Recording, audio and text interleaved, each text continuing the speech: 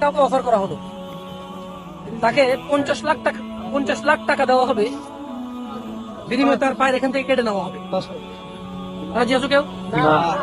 আরে কি বল, একটা এক পা দিয়ে তো আরেক পা দিয়ে আমরা হাত করবো, রাজি নাই? 50 লাখ, আচ্ছা 1 কোটি, এক পা আরেক পা আছে না?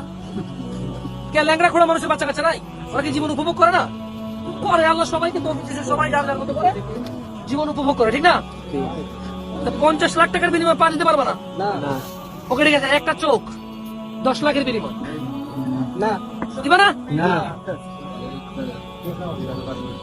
তার মানে বুঝা গেল তোমার হিসেবে 10 লাখ টাকা দামের চোখ আছে দুইটা, তোমার কাছে কত হইলো? 20 লাখ তোমার হিসেবে।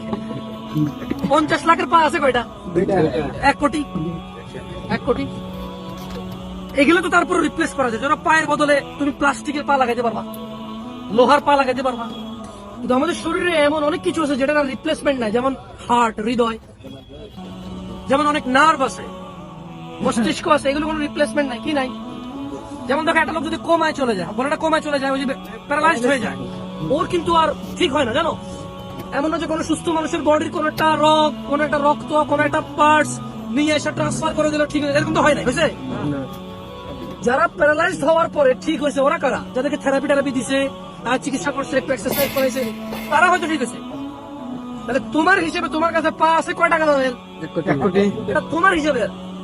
ধরো না একজন আমেরিকান লোক, বিজনেসম্যান, যদি তাকে অফার করা হয় তার একটা পা নাই, আর যদি তাকে অফার করা হয় এক্স্যাক্টলি আল্লাহ যেরকম পা দিছে সেম পা এরকম করবো, একবারে ডান পা যেরকম ঠিক বাম পা এরকম হয়ে যাবে, তুমি কত টাকা দিতে রাজি আছো? হয়তো সে বলবে আমার পুরো $100 মিলিয়ন, $50 মিলিয়ন দিতে রাজি আছি, কারণ আমি চাই আগের মতো দৌড়াইতে, যেভাবে আমি আগে দৌড়াইতাম, যেভাবে আমি নিজের পায়ে নিজে উঠতাম, চলতাম, ফিরতাম, আমি চাই ওরকম দৌড়াইতে। হয়তো ঠিক না? তোমার হিসেবে এটা 50 লাখ, তার কাছে এটা $50 মিলিয়ন পা, তার কাছে এটা কত $1 মিলিয়ন পা? এগুলো কি রিজিক না? এই পৃথিবীতে সবচাইতে দুর্বল, সবচাইতে লো ক্যাটাগরি রিজিক হচ্ছে টাকা।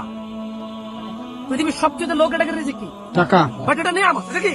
আলহামদুলিল্লাহ। কিন্তু সবচেয়ে বড় রিস্ক হচ্ছে তাওহীদ। কি? আল্লাহর একত্ববাদিতা। কি? এটা হচ্ছে সবচেয়ে বড় রিজিক, কারণ এটা জান্নাতে ঢুকাবে। কোথায় ঢুকাবে? জান্নাতে কি হবে? এইভাবে স্বর্ণ খচিত চেয়ারে হেলান দিয়ে জান্নাতের এক অপর সাথে গল্প করবে। সেগুন কাটনার ভাই, স্বর্ণ খচিত আসন। কি আসন? জান্নাতীরা হেলান দিয়ে কি করবে? আড্ডা দিবে, এবং যা তাদের মনে চায় তা ওরা পাবে। কোথায়?